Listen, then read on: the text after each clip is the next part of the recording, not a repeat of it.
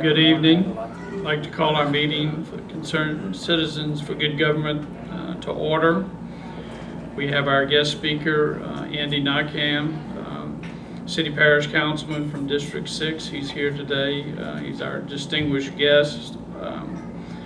We have a meeting. Our next scheduled meeting is June 1st, and our speaker will be Rick Shagwa. He is the third candidate that we have present. He's a candidate for sheriff for Lafayette Parish, so he'll be here June 1st. So we welcome everybody to come.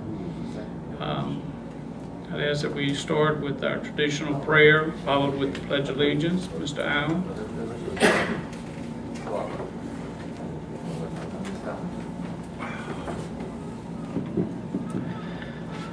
Heavenly Father, we thank you for your love and care for us. May we live so that others around us will see your love through us and come to experience your presence in their lives. In Jesus' name, amen. Amen. Carol, we ask that you lead us in the Pledge of Allegiance and then introduce our guest speaker.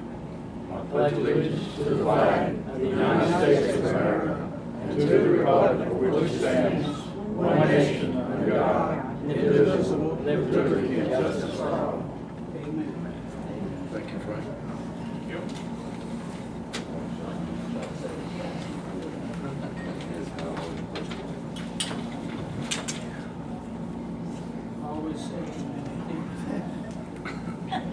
That's nice. Ray's doing something. Tell me, I'm not sure what it is, but I'll feel it for something. Good evening, members and guests. Appreciate the fact that you guys are here and that we have a real nice gentleman, District 6. He's been our councilman for these past almost 4 years now. Councilman Andy Naquin has been a lifelong resident of Lafayette and of District 6, of which represents since 1957. He graduated from Our Lady of Fatima School in 1972, at University of Southwestern Louisiana, USL, in 1979, which is now the University of Lafayette, UL Lafayette. While at USL, Andy was a member of Sigma Nu Fraternity, USL's Stockmen's Association, Alpha Zeta Honor Society, and ultimately enrolled in the University's Alumni Association. An interest in building material supplies introduced him to the professional career. In 1978, years later, he was hired at Doug Ashley Lumber Material, has been part of their system and team since 1990. Community volunteer hours include time spent with Festival International, Festival of Acadien, and Christmas in April. He is also a former house captain for Rebuild Acadiana. He serves as a Eucharistic minister, St. Joe's Catholic Church Parish, and Lady of Fatima Church Parish, and Our Lady of the Oaks Nursing Home. He was elected to the Lafayette City-Parish Council of Lafayette Consolidated Government to represent District 6 in 2011. He is the only district with boundaries totally encompassed with the city limits of Lafayette, and is married to Peggy Cormier in 1980, and today they have 3 daughters, Andre, Nicholas, and Maria. Okay, and Naquin McPeck. So we appreciate you being with us here this evening. Appreciate it. Thank you for being here. Surely. I want to thank y'all for having me here. I really appreciate that. Let's see if that'll work. Can y'all hear me okay? Okay. And I want to thank the veterans that are here, because without them, I wouldn't be standing here today and representing our government. And a little quick side note there, Mr. Carroll was butchered the daughters' names, but that's okay, because my wife actually named our 3 daughters after men, and that was her idea. Andre is the first daughter, who's named after me. Nicolese is the second daughter, who was named after her grandfather, Kalis, and Maury was named after my dad, who was Maurice. So they all have men's names in a feminine form, so it's hard to pronounce it, but I can understand that. But I really want to thank y'all for having me here. I consider this to be quite informal. I am here as your public servant, not as a politician, because, you know, I never considered myself a politician. I don't like that word. I think that's an ugly word. But I've been in public service all my life. Everything I've done has been related to public service. And I looked at this just as an extension of what I've done in my private business, my private sector business. I enjoy what I do on both sides, both my daily work and as working for Lafayette Consolidated Government, as representing the people of District 6. I'm not always the smartest man, but I do look for answers. And I don't always have the answer, but I try to dig deep enough to scratch the surface to get there. I definitely try to be as honest as I can with everything I brought forward to you guys. I don't try to hide anything. I don't feel there's a need for it. I think you as constituents and citizens of the city should have all the cards laid on the table always, as I ask to have them laid on the table when I want to see something. That's very important to me, because if you don't have honesty in government, you really don't have a lot going for you. You know, how can you trust what is going on within your own city? And it amazes me how many people that I speak with, people I work with, that really don't pay attention to what's going on locally. They really don't. They're more concerned about the national news or the state news. But locally is your backyard. That's where you should be most concerned, because that is where you can make the most difference and an immediate impact right away. You can get involved and get informed and look for answers and help guys like me go in the right direction, because without y'all, I am nothing, you know, and I need y'all to help me to move there, because it is about y'all. It's not about us. It's not about the government. It's about the citizens of the city of Lafayette and what it takes to make their lives better. You know, what the government services need to provide to make their lives better. But I came here and got involved in government for one reason. I didn't find a lot of transparency 4 years ago. I don't find a lot of transparency today. And I think we need that. That's one reason why I ran for office. I was privileged and really humbled to be elected. I never thought I would be here. And I really enjoy doing what I do. But just an example of some of the things that I see, we're always hearing about how broke the city is, how bad things are going on in Lafayette. When you have a government that really, the council approves the budget, no doubt. You know, we say yes, this A equals B, let's roll with the budget. But we really don't spend the money. That's done through the administration and the various departments. We say, here's the money, we allocate it, this is your budgets, y'all are equal, it's okay to go, we have a balanced budget. Just an example of some of the things that go on, and to why I think some of this misrepresentation about being broke happens. This is something that came forward in our April 21st meeting. There was an ordinance for the sale of a surplus street sweeper for $8,500. It was something we didn't need anymore. And we questioned the fact that we were getting complaints about cleanliness, or we don't need the street sweeper. We said, oh no, we don't need it. This is surplus, it's just sitting there. We need to get rid of it. We came to an agreement with the company to sell it for $8,500. Now that was April 21st. On May 1st, I received a contract awards report from Public Works to buy a new street sweeper for $190,000. So we just sold one for $8,500. Now we're buying another one for $190,000. Suppose we didn't need it. So this is the kind of things I think that we don't hear about and see. That just makes my jaw drop and say, why? You know, why? This is the kind of waste. So when we're out of money, possibly the way we spend the money is part of the reason why they say we're broke. When I look back when the previous administration was in office, we didn't hear a lot of questions about we're broke, we need money. We saw him move forward with the budget he had. God bless you. There you go, girl. Get it out. We moved forward with what we had, and I felt we lived within our budget. Now, people have the right to expect government to live within that budget, within the money they have, especially when you consider that in the last 12 years, we've had record revenues. We've had more money coming into the city by way of property taxes and sales tax than we've ever had. There should not be a problem with money, but yet we have that. Where is it going? You know, what's happening? What are we doing wrong? I've been hearing talk of a number of things coming up,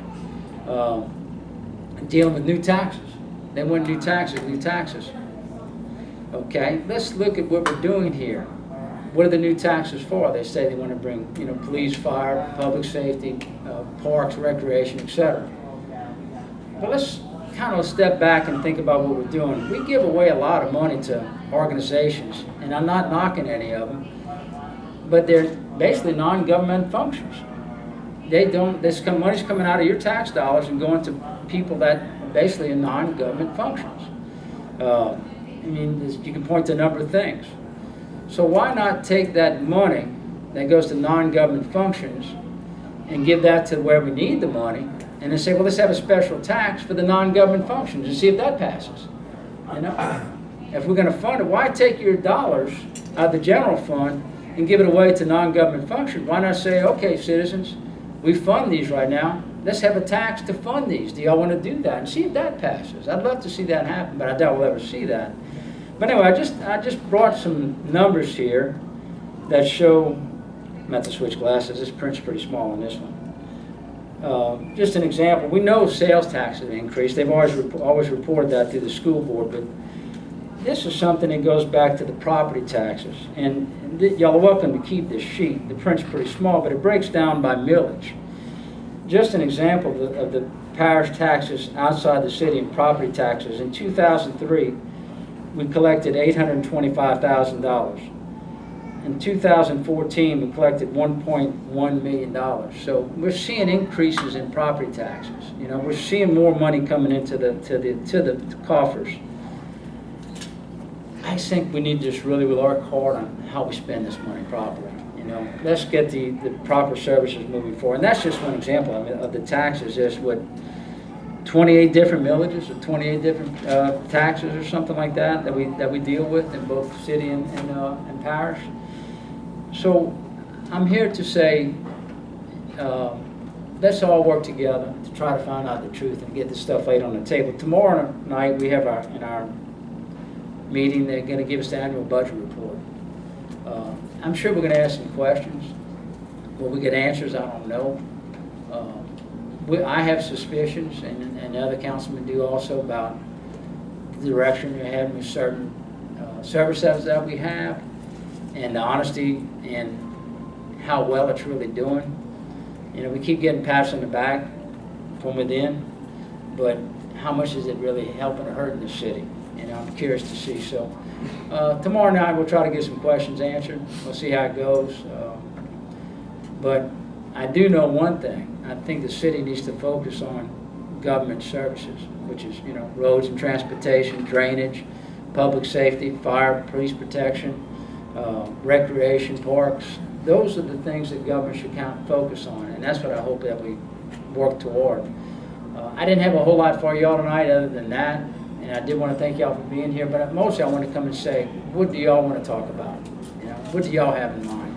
And I know Mr. Flynn had a list of questions there, and I'm sure Mike's been writing a while there, so I know he's got a few things. So please, let's open the floor up to whatever y'all might want to ask, and hopefully I can explain some things to you guys.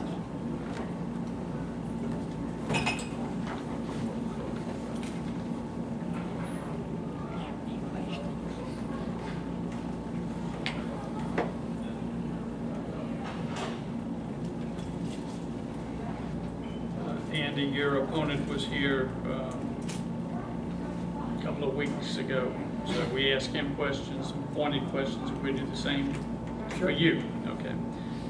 First question I have, if you had to identify one of your life experiences, what life experience do you believe uniquely qualifies you to serve again as Parish Council member from District Number 6?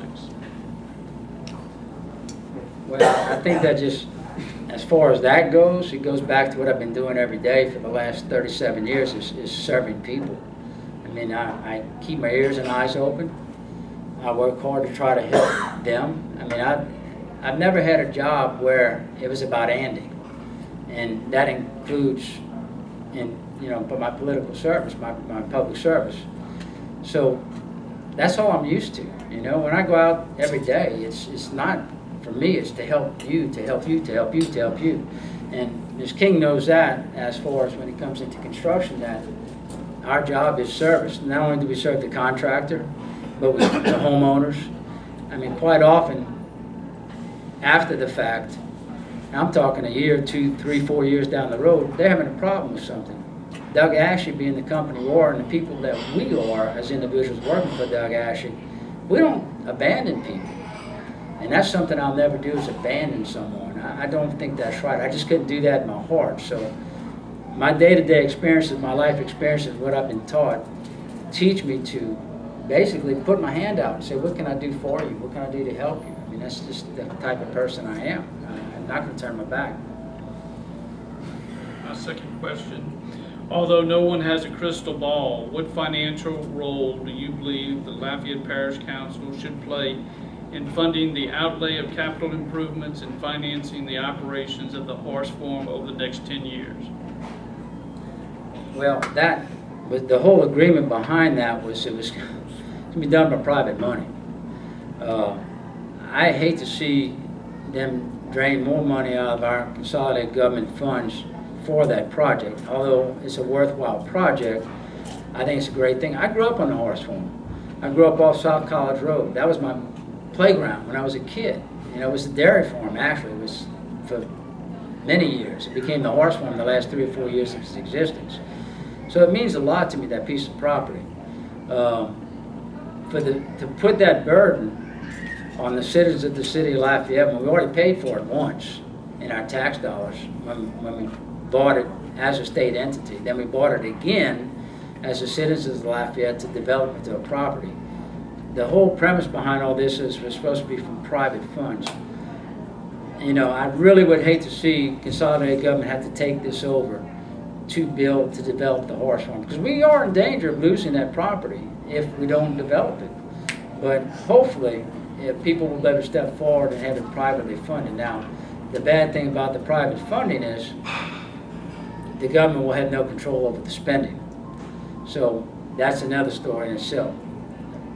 I would have trouble supporting the Lafayette consolidated government funding the development of the horse farm when there's so many other things that we need to address in this city besides that piece of property.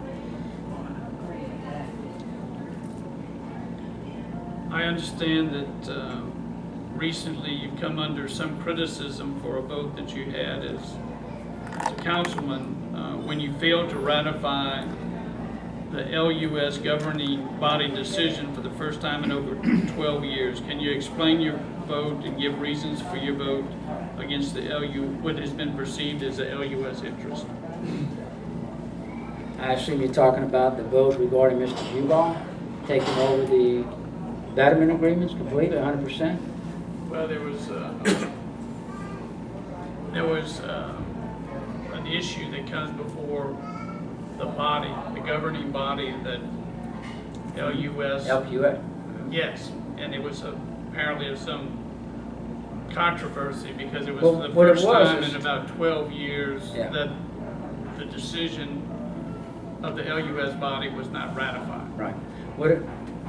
Well, that was, no, everything, what happened was, there was 2 votes that I don't remember calling the LPUA not voting for. One was, they wanted to come forward with betterment agreements where they were going to hit water districts outside the parish, and they were going to take monies from them in advance with the supposition they may need to do improvements, and they were going to put that money into the general fund, not knowing whether or not they're going to need this money, but they were going to pull it out in advance because they feel that somebody else should pay for it. Well, I equated that to, okay, you bought a new car and you're going to drive it 10,000 miles a year. Well, you lost your job. Now you got to get a job on the road as a salesman. You're going to put 50,000 miles a year in your car. Your dealership says, well, you may need a new transmission. You got to pay me in advance for that transmission. That's basically what they were doing. What I did, I put an amendment forth to that betterment agreement to where any monies that would be contracted out from these water districts, which are outside the city of Lafayette, in the parish, would have to be held into an escrow account to be spent in those water districts. That was the amendment I put forward to this betterment agreement, that I also voted against it because I don't think it's fair to force somebody to pay for something they may need. Let them pay for it when they need it, when they're going to have to pay for it, and then when the time comes, say, okay, now you owe us. Because we are moving forward with these betterment agreements. This is happening. This is not pie in the sky, might happen. This is something that has to happen. That's what I voted for. Then also recently they had an agreement that came forward that I voted against in the LPOA. There was 3 members showed up out of the 5. I voted against it. It was to put all authority in one man's hands forever to create contracts where he's going to take money in betterment agreements and decide how to spend it going out to the utilities director. I don't think one man should have that much authority in our city government or our utilities. I think that should come before the governing board, and there should be a discussion and agreements about that, and not where it's done behind closed doors.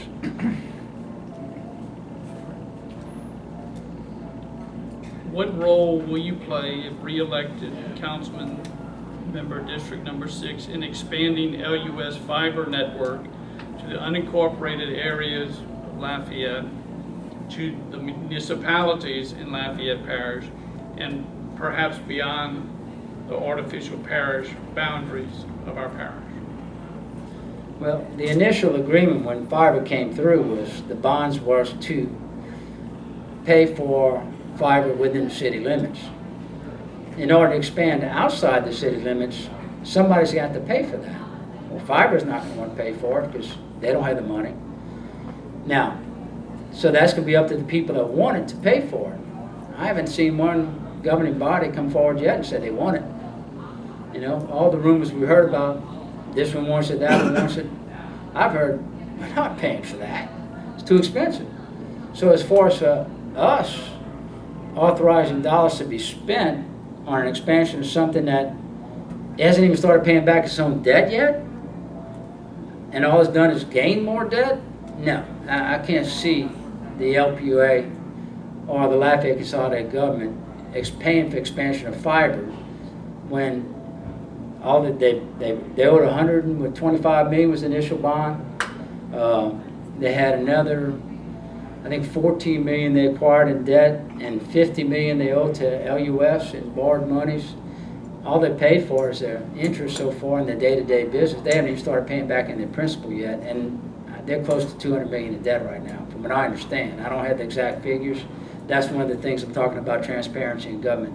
We don't know. You know, we've been trying to find that out for quite a while, and hopefully that'll be one of the questions answered tomorrow night.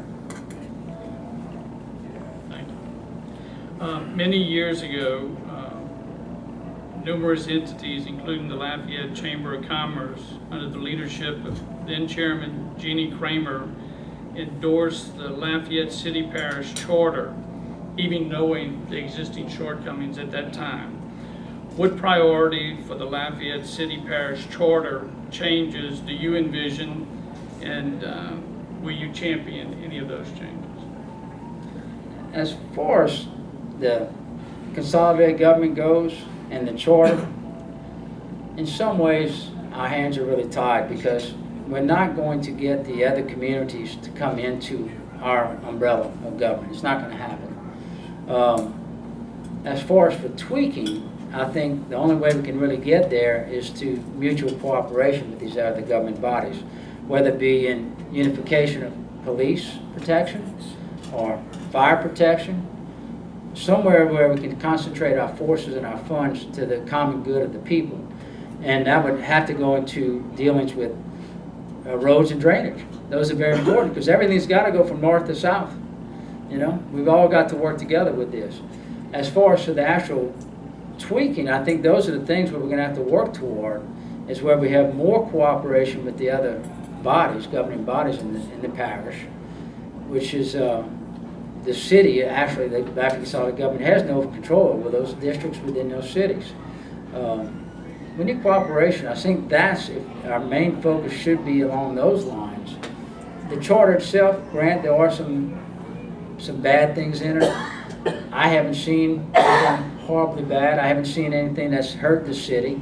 You look at the accolades, the awards, the pats on the back the city gets constantly, how much we moved forward over the last years. This city's doing well under this form of government. To sit here and throw it out with bathwater, I don't think that's going to help anything. What we need more is more cooperation instead of more division. We can't have government bodies and administrators fighting each other. That's not conducive to anybody's good government. And when you consider the city of Lafayette, it's an important part of this parish, no doubt. But you look outside the city benefits a lot by those people who live outside these city limits. You know, I would venture to say at least 40 to 45% of sales taxes collected are from people outside of the city limits of Lafayette. That's a lot of money. You know, they go to the TIF districts and they spend money. You know, they help create business enterprise. One of the things that I think that hurts us is deals like the Costco. Here we are complaining about money, but yet we gave away the farm to get Costco over here. You know, if a business like that wants to come here, they're going to come. When it's coming, build it and they will come. Well, that's how Lafayette is. Build it and they will come. You know, they're going to shop here. They're going to come here. I don't think we needed to give them tax incentives to build a place on Ambassador Caffrey, which is so vibrant anyway. I think in many ways we shoot ourselves in the foot about what we've done. I think we just need more cooperation and agreement and move forward with a spirit of unity in this whole parish where we'll be better off in the long run, where everybody's going to work together, because we aren't that big a parish geographically, and we're getting smaller as far as the city boundaries. I mean, Youngsville, Broussard, Scott, Carencro, they've all been incorporating more and more land. Pretty soon there will be no more parish. You know, we may not see it in our lifetime, but it's going to happen, where it's going to be one major cities with suburbs around it. You know, it's just that's how it's going to end up being. And it's going to take a lot of cooperation amongst everybody to work together. I think there's always potential. I don't think that we're hurting ourselves with what we have, but I think we can do better. There's no doubt, with cooperation and the spirit of unity. Thank you and good luck. And Thank you. There may be some other questions. Oh, that's fine. That's what I'm here for. Hopefully I'll maybe help you guys out. Anyone else? Trying to see. Oh, sure. I'm sorry. Just got the problem. Is there another question on here? Mike, I'm sure that's a question. Mike, Mr. Sorry, Mike.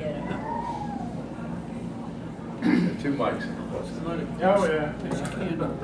Hey, Mike. And Yes, sir.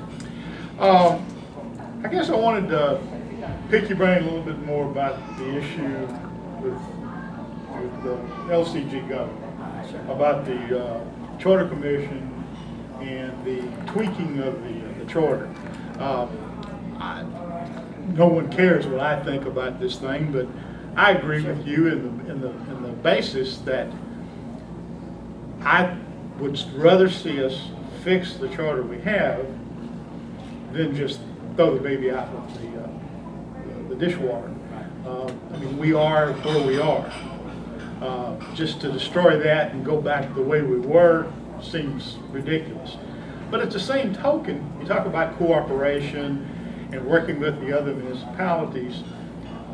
You don't think that the charter, trying to tweak the charter through the process of the Charter Commission and working out and fine-tuning wouldn't be a better process than just leaving it like it is? There needs to be some things done. Exactly what, I don't know. But the Charter Commission, when they were calling Charter Commission together, what they were trying to create was a mayor and a general manager for the parish. That position of mayor were left term limits off the table. So I couldn't handle that. Right. Well, I understand the process that they ended up with, that Right. all or nothing vote, Right. was a disaster, Right. and it made the laughing stock of the commission as far as I was concerned. Right.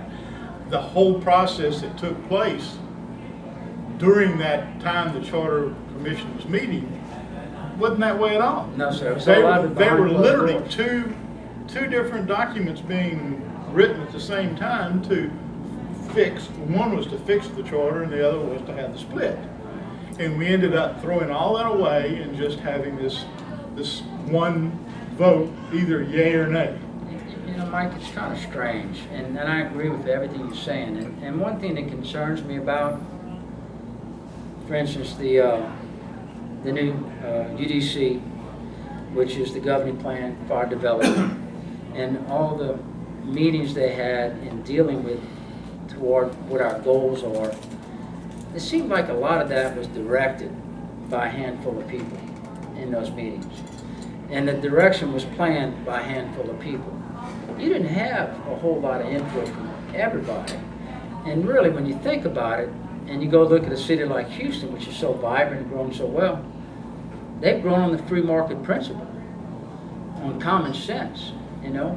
If we build it this way, will it enhance or hurt, you know? And that's what we need to look at more than anything. With the Charter Commission, before they even called it, they basically the same thing. They had predetermined what they wanted. There was no, let's discuss this. So that's one reason why I said no. You know, this is not a commission.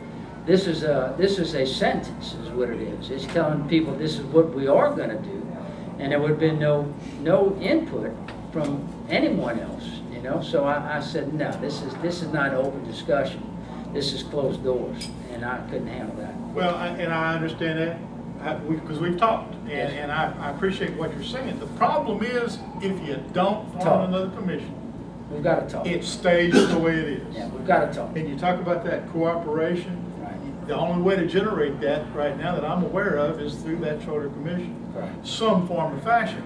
Now, what it does do, it puts the monkey on your guys' back, the council, to select correct people Correct.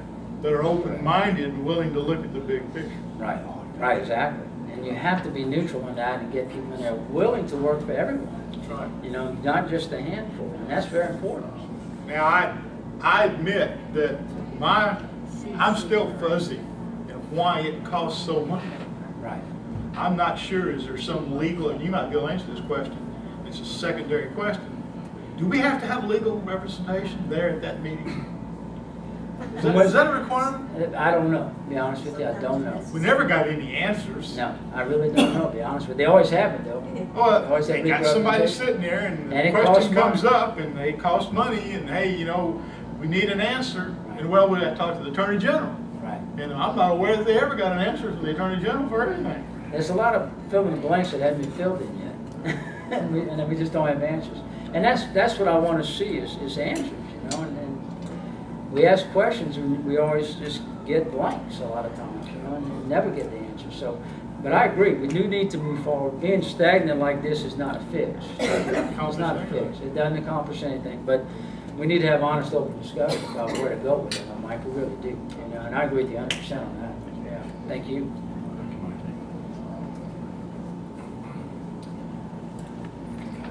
Words of wisdom. Let me say this.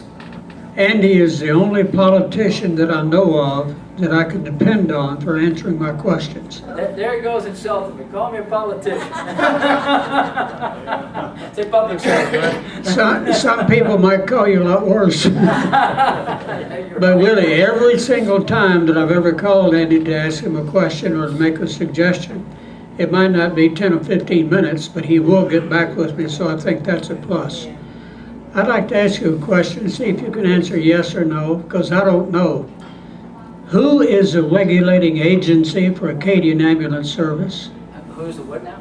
Regulating agency. They give us reports, right? They give us reports regarding their response times, and I'll be happy to get you those reports, but they're self-regulated.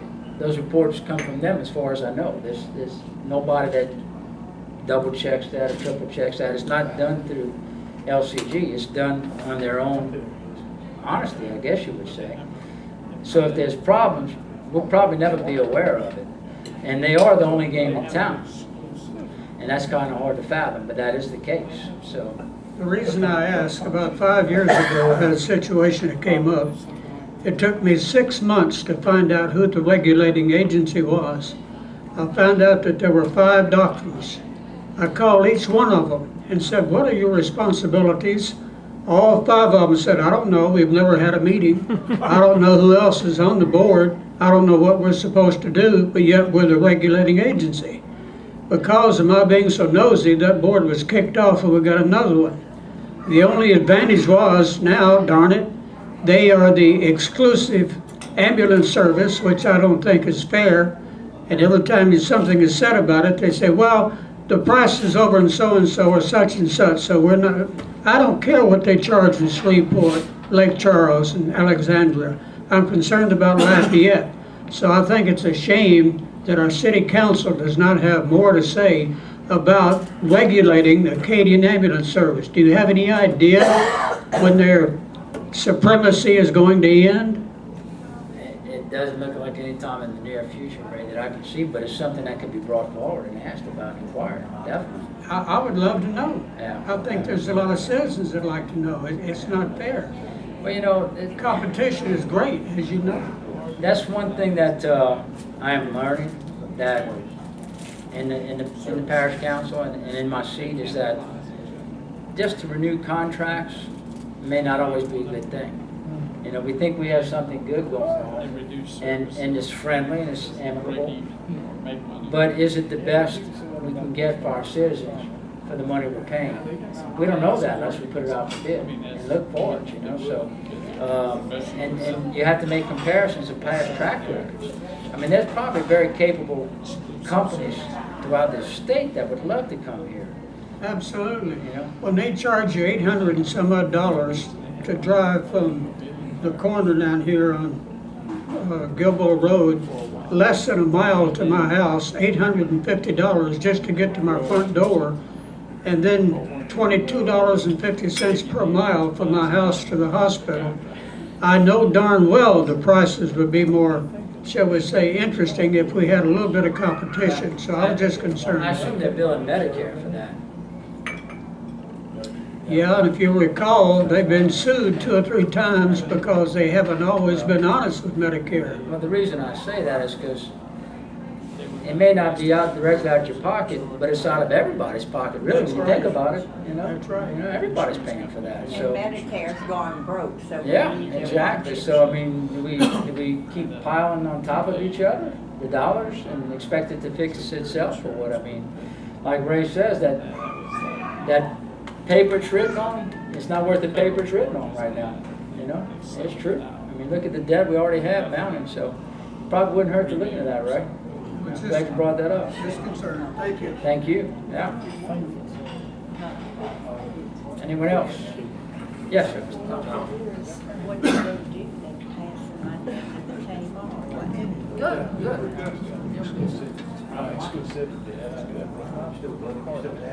Oh, yeah. I can't beat there. I want to ask you about something I've asked some of the other candidates about Redflex Corporation. The city continues doing business with Redflex. There have been criminal convictions near Chicago involving Redflex Corporation, and as I understand, criminal convictions elsewhere in the country. Okay. The problem I have is I haven't seen any specific evidence of any crimes in the immediate area, but the fact that this organization is engaged in final conviction criminal activity and a predisposition to public bribery, why is this city doing business with that corporation? We are enabling and strengthening a criminal operation. Okay, it's predisposed to criminal activity. The evidence is out there with the United States Department of Justice and soon with the United States Department of Corrections. It's going to show us a matter of time before some people go to prison. The idea that my tax money is going to enable and strengthen and help a criminal organization flourish is totally offensive to me. Okay? Are you aware of that evidence of what's been going on elsewhere in the country? There's a nationwide FBI investigation which continues. It's a stinky, smelly, sleazy corporation. It's time for the city of Lafayette to cut operations with the Redflex Corporation and any affiliates. What are your feelings on that? Well, Tom, I mean, really, don't you know it's all about public safety? No, it's not all about public safety. I'm transferring a lot of public money. I actually am not in favor of Redflex. I voted to try to bring this to the citizens of Lafayette for a vote to see if they want to keep it here. I see the discrepancies going on around the nation. I mean, even in our own state, New Orleans, there was what, $4 or $5 million they found they had to pay back because of some problems with red flags. It hurt the city of New Orleans. It's just a matter of time, I think, before it comes here. I've never, I mean, it was all sold to everybody here. It's a matter of public safety. But, and I didn't realize that either. I bit into the apple.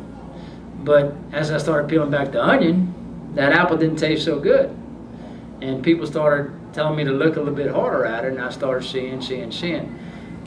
Some of the stories I've heard, and there's nothing substantiated, nothing you can prove, but whose cousin hired who's on payroll, who's not on payroll through this company is unbelievable, you know, the stories I'm hearing. And I can't prove anything, I don't want to point fingers, but it sounds like there's a lot of money being thrown around. A lot of money being thrown around. It's big dollars, and they scare people into paying this money on something that is a civil violation. I mean, who's to say you even got the letter in the mail? You know, how can they prove that you even received this letter? And they're going to send attorneys after you. So it's a tough situation. I think the city needs to look harder at it. I think they owe the citizens of the city that responsibility to look harder at it, especially when this company has proven to be so shady in the past. People have been convicted, gone to jail. There's been multi-million dollars of fines. And you got to consider also the source of these funds is Australia and China. You know, countries that really don't support us. So it's kind of tough to support this company from my standpoint. And like I said, the more I find out about it, the worse it gets. It is going to be coming up again for renewal probably in the next year or so, the Redflex contract. If I'm there, which I hope to be, I plan on being there. I don't plan on voting for it. I'd love to see the cameras out. Look, if you're going to be writing tickets, get the police to write the tickets. You know, that's enforceable. That's fair and that's legal. And if they catch you speeding, they catch you running a red light, then you're wrong, you know. But if a camera's sitting there, that's a setup in a way. You know, it really is. I mean, God help us, I've come so close to running in the back of somebody, slamming on the brake at a yellow light, and they could have easily gone through. They stopped at the yellow light, you know, and they got cars behind me slamming on brakes because they're afraid to get their picture taken, you know.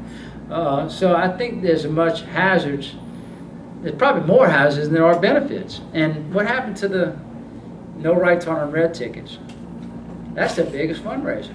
They make a lot of money doing that. I understood that it went in, the administration said, oh, we won't be giving those tickets. That's one of their biggest money makers, the right turns on reds. They make a bunch on that. So I get calls all the time on it. I try to stay out of it as far as when it comes to their personal responsibility, so it's up to you. I received one ticket in a Doug Ashley truck. I paid it, you know, because of my responsibility to my company. And other than that, I do watch my driving habits, always have. I try to be a responsible driver, and I think that's really up to the public to do that. But I'd love to see more enforcement with our local police officers. Surely we have the manpower to put a motorcycle with a radar out somewhere, you know, around town, 4, 5, 6, 8 places, you know. Surely we can do that and write legitimate tickets where the money goes into the coffers of the city of Lafayette. And I think it'd be a lot better handled, a lot better off. But I'm in agreement with you, Tom. I didn't vote for the original contract that just went through and acted, and I doubt I'd vote for another one. Let me follow up on that. At least with city police, you're entitled to a legal proceeding, a court proceeding. You know, you lost due process. My son got one of those little tickets, and I tried to call him. I told him I was going to represent him. No sooner had I told him that, and within days they started calling him directly. And then I said, I want to get the copy of your evidence. And they said, well, go online. I said, no, ma'am, you're not listening. You don't understand. I'm entitled to a copy of your evidence. Okay, you know, it's like a little Adolf Hitler Star Chamber court. You know, it's just no due process, no legal rights. It's like fascism arrives in Lafayette Parish. You know, these little bimbo bureaucrats don't know what the hell they're doing. They think you have no rights whatsoever. Now, Tom, in the suits filed with this, perhaps you can answer this, but in the suits filed with this, they actually go after the perpetrators for the collection of the funds. So you have an agreement with the city government, with the outside company, Red Flex, trying to say a third party owes them money, with no signature, no agreement between the third party and the other two parties. How can they collect money in a civil suit saying you owe us money? There's no agreement there. I mean, is there any proof that they can say that you owe us that money? It's not like you signed a note with them and didn't pay your note on your refrigerator. Yeah. How can they take that to court and say that you owe us money when there's no agreement that you owe them money? Right. I mean, how can that happen? That's not based on statute, it's just an administrative whole proceeding. It's a pressure. There's no- It's a pressure. That's what it is. And Yeah. those that give in to the pressure and pay it, they reap the benefits and the rewards of it. You know? Right. Those attorneys that present these suits, are they not even based in Louisiana, I understand? They're like in Ohio and all over the country. I don't know. Yeah, that's what I understand, that those letters don't even come from this area. Yeah, isn't there a new ordinance on, aren't you working on a new ordinance on collections? They'll change the collections? Well, supposedly they were going to bring forth lawsuits regarding those that had greater than $250 in fines. And they can go backwards as far as they want. Once you hit $250 in fines in 3 years, I think is what it is. They have yet to bring a lawsuit forward because I think there's complications in bringing the suit forward. I don't know what exactly they are, but have yet to bring one forward. And that's been over a year now that they've been authorized to do that. That's probably because they realize that once the lawsuit, if the constitutionality of the whole thing is challenged in those suits, and it's not enforceable, then the whole program is threatened legally.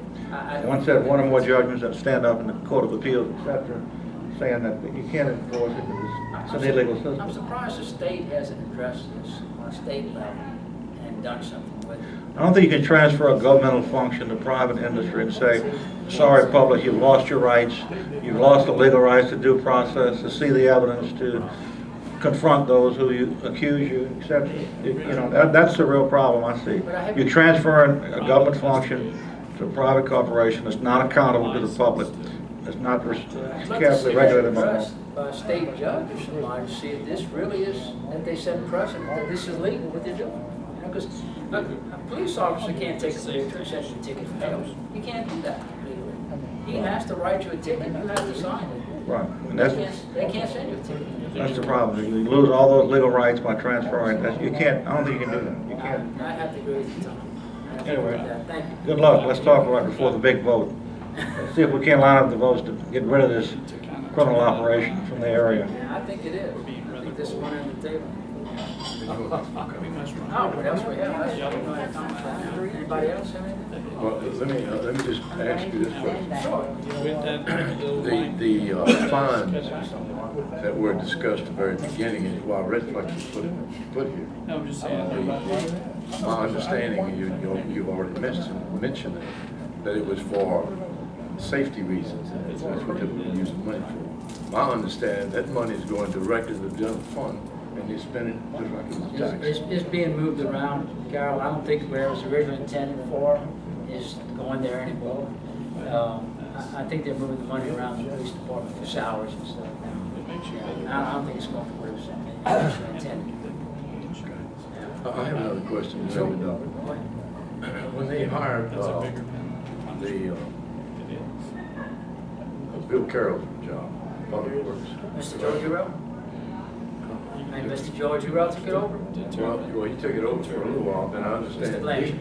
Then D. Stanley made the decision to hire Kevin Blanchard. Yes, sir. And Kevin had no, in the article that I read with D talking about hiring him, and that he had a law, I have nothing against lawyers, by the way, but he had a law degree just 2 years ago. Before that, he was in advertisement, the advocate. Yes, I could go more into that later. But D decided that he was qualified for that job. And in the article, he was asked the question, does he have an engineering degree? And D said no. But we have had other, he answered it by saying, we have had other directors without a degree in engineering. But what he failed to say, I haven't been here a little longer than 20 years, the people that have been in that position, most of them without a degree had somewhere between 20 and 25 years of practical experience. So could you tell me how they could justify hiring this guy? No. That's a good no, that's a good answer. I don't know.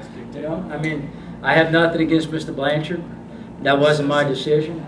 That was an administration decision, and they made it, you know. I'm working with him. I found him to be cooperative with me, but his actual working knowledge of solutions, I couldn't tell if he has or doesn't have them. Thank God we have a great staff of people in Public Works. Maybe he's just a good organizer of these people. I don't know how he works within the system. I never worked directly with Mr. Blanchard. But it's a decision that was made by the administration. It's a decision that we will have for the next 8 more months or 7 more months of this year. And then either the new administration will retain him or release him.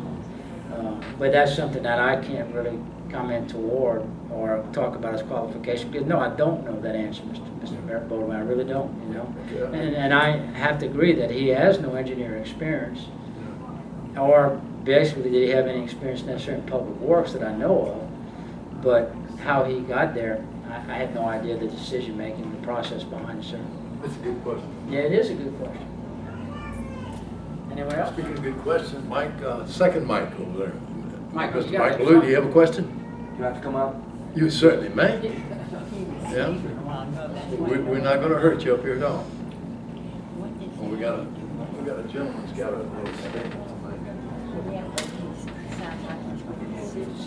I just wanted to know if the council, somebody suggests that put it up to the public to vote for deconsolidation. Since you're talking about getting the public's input, would you be willing to let the public vote on deconsolidation? If I'm not mistaken, we did in 2011, and they turned down deconsolidation, the public, just in 2011. Yeah. So that's twice we voted for consolidation now. Yeah. So you wouldn't give any new voters who registered, new voters, a chance to vote on whether or not they want to deconsolidate or not? In other words, put it to vote whether consolidate or deconsolidate. I don't know that it would ever come forward again, to be honest with you, Mike. I mean, we voted once for consolidation. And then in 2011, that was after, what, 8, probably 16 years of consolidation that was brought forward again. And the citizens voted to stay as we are, a consolidated government. I don't know that anybody would bring forth. I think if there was enough voters out there, new voters, you can bring forth a vote by petition and get it on a ballot. That could be done. If there's enough new people out there that say we need to vote on this again, but I don't know that it's going to come forward on its own unless you'd have a petition with enough people saying they need to vote on this again. Okay, I understand, but if somebody on the council brings it up and let's say lets the voters vote, would you vote yay or nay? On consolidation or deconsolidation? If there was a consensus by the voters that we need to bring this forward again, yeah, I'd vote for it. For letting the voters vote for it? Yeah, if there was a consensus by the public that this needs to come forward again, if there was a petition out there that said we need to vote on this and they had enough signatures, yeah, certainly. Yeah, that's you should never deny the people their vote. There's no doubt about that. Thank you. Yes, sir. Is there any other questions? If not, we certainly owe a round of applause to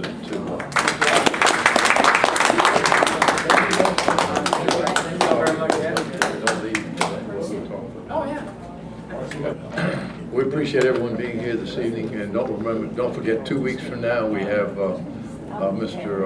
Shagwell, that'll be here. He's running for sheriff, so y'all please put that mark your calendars. Which one? Shagwell? Shagwell, yeah. Rick.